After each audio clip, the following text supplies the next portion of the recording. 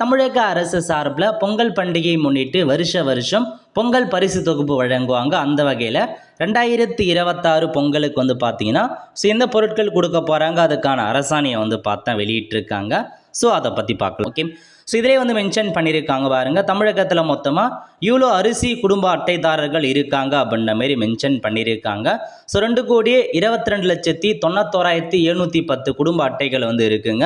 So அவங்களுக்கு வந்து பாருங்கள் 1 கிலோ பச்சரிசி, 1 கிலோ சர்க்கரை மற்றும் ஒரு முழு கரும்பு வந்து பார்த்தா வழங்குவதற்காக ஸோ 248 கோடி வந்து பார்த்தா உங்களுக்கு நிதி ஒதுக்கீடு செய்கிறோம் அப்படின்ற மாரி ஒரு இன்ஃபர்மேஷன்ஸ் அப்டேட் பண்ணியிருக்காங்க. இதில் கொடுத்துருக்காங்க பாருங்கள்.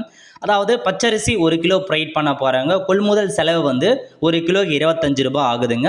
சர்க்கரை 1 கிலோ வந்து கொடுக்குறாங்க. இதுக்கு வந்து 48 ரூபாய் செலவாகும் அப்படின்றத மென்ஷன் பண்ணியிருக்காங்க. ஒரு முழு நீலக்கரும்பு வந்து பார்த்தா 1 கொடுக்குறாங்க. அதுக்கான செலவு 1க்கு 38 ரூபாய் ஆகும்.